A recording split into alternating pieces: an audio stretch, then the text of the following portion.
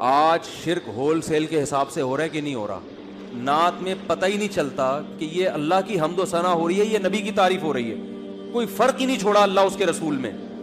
عالم الغیب بھی بنا دیا، مشکل کشا بھی بنا دیا، حاجت روا بھی بنا دیا. ایاک نعبد و ایاک نستعین، اے اللہ ہم تیری ہی عبادت کرتے ہیں اور صرف تجھ سے مدد طلب کرتے ہیں.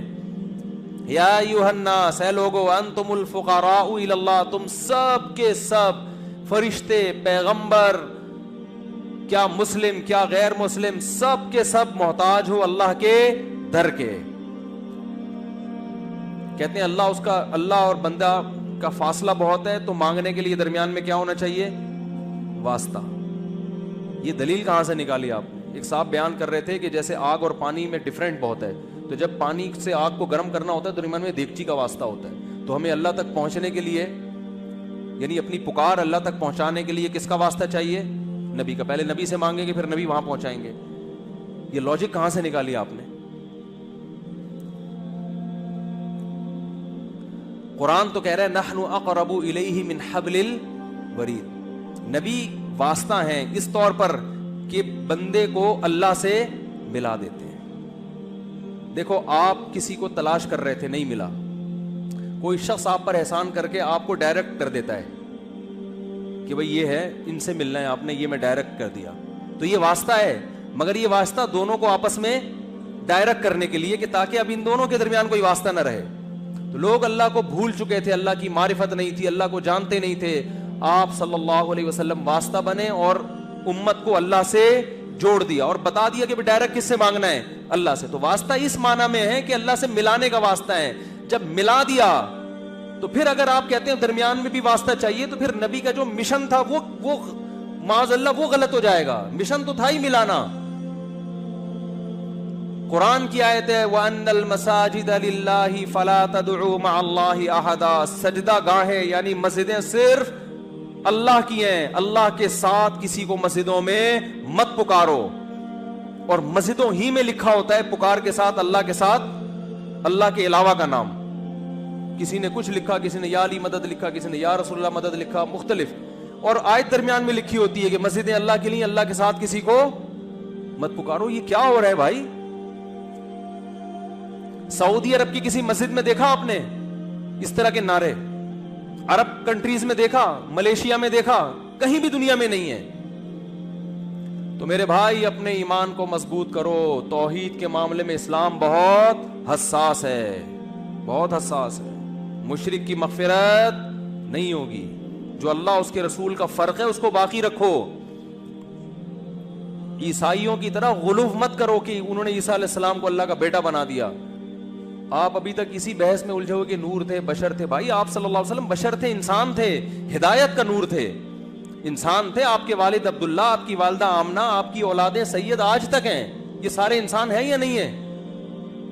آدم علیہ السلام کو اللہ نے مٹی سے بنایا اور آدم علیہ السلام کی اولاد میں کس کو پیدا کیا؟ محمد صلی اللہ علیہ وسلم کو. تو سارے مٹی انسان ہیں. ہاں ہدایت کا نور ہے. قرآن بھی ہدایت کا نور، علماء بھی ہدایت کے چراغ، نبی بھی ہدایت کا نور ہیں. ہدایت کے لحاظ سے آپ روشنی ہیں، قرآن بھی ہے، علماء بھی ہیں. لیکن آپ ماہیت کے لحاظ سے، حقیقت کے لحاظ سے بشر ہیں، انسان ہیں. تمام وہ لوازمات جو انسانوں کے ساتھ ہوتے ہیں آپ کے ساتھ بھی تھے. آپ کو بھوک لگتی تھی، آپ کھانا کھاتے تھے. آپ کو نکاح کی ضرورت محسوس ہوئی، آپ نے نکاح کیا. آپ کو اللہ نے اولاد دی، اس سے آپ بیمار ہوتے تھے، علاج کرتے تھے. مشرکین کہتے تھے کہ مالی ھذا الرسول یاکل الطعام ویمشی فی الاسواق. یہ کیسا پیغمبر ہے جو کھانا بھی کھاتا ہے اور بازاروں میں خریداری بھی کرتا ہے. سمجھ رہے ہیں نا؟ اور اس رسول پر اس وقت تک ایمان نہیں لائیں گے جب تک یہ انگلی سے اشارہ کرے اور چشمے جاری ہو جائیں. تو قرآن نے کیا جواب دیا؟ قل سبحان ربی. اے نبی ان سے کہہ دو میرا رب ہر عیب سے پاک ہے، میں تو عاجز ہوں. ہل کنت الا بشرا رسولا. میں نے کب دعویٰ کیا میں یہ سب کچھ کر سکتا ہوں؟ میں تو ایک بشر ہوں، انسان ہوں، پیغمبر ہوں. میرا یہ دعویٰ ہی نہیں ہے. پھر آپ کہہ سکتے پھر چاند کے 2 ٹکڑے کیوں کیے؟ وہ اللہ نے کیے، وہ نبی نے نہیں کیے. بعض دفعہ اللہ اپنی نشانی دکھاتا ہے اپنے بندوں کے ہاتھ پہ. تو اللہ نے کہا ہے محمد صلی اللہ علیہ وسلم آپ اشارہ کرو میں توڑ دوں گا تاکہ ان کو یقین آ جائے. اختیارات نہیں دیے نہ چاند کو ٹکڑے کرنے کے نہ زمین سے چشمے جاری کرنے کے. جیسے حضرت موسیٰ کے پاس لاٹھی کو سانپ بنانے کے اختیارات نہیں تھے. لیکن بنتی تھی لاٹھی ان کے ہاتھ میں، سانپ بنتی تھی، اشدہا بنتی تھی، سمندر کے 2 ٹکڑے کرتی تھی. اللہ کرتا تھا، نہ لاٹھی کرتی نہ موسیٰ کا. اگر موسیٰ کو، حضرت موسیٰ علیہ السلام کو یہ اختیار ہوتا کہ وہ لاٹھی سے سمندر کے 2 حصے کر دیں تو پھر حضرت موسیٰ سمندر اور دریا کے کنارے کھڑے ہو کر پریشان نہ ہوتے اور بنی اسرائیل پریشان نہ ہوتے. اے یا موسیٰ انا لمدرکون، پیچھے فرعون مارے گئے. وہ کہتے ہیں موسیٰ آپ کے پاس تو لاٹھی، آپ تو جب چاہے جو چاہے کر لیتے ہیں، کچھ کر لیں. کہنا یار یہ لاٹھی کو تو سانپ بنتے دیکھا ہو تو کچھ دیکھا نہیں، پتہ نہیں یہ سانپ کیا کرے گا یہاں پہ. اور حضرت موسیٰ بھی پریشان، لیکن کیا فرماتے ہیں؟ ان معی ربی، میرے ساتھ میرا رب ہے، کچھ نہ کچھ کرے گا وہ. تو لاٹھی کو سے سمندر کو ٹکڑے کرنے کا اختیار ہوتا تو یوں کر دیتے اسی وقت، اللہ سے تھوڑی پوچھتے. اللہ نے فرمایا ہے موسیٰ اس دریا پہ اس لاٹھی کو مار، بس پھر دیکھ کیا ہوتا ہے.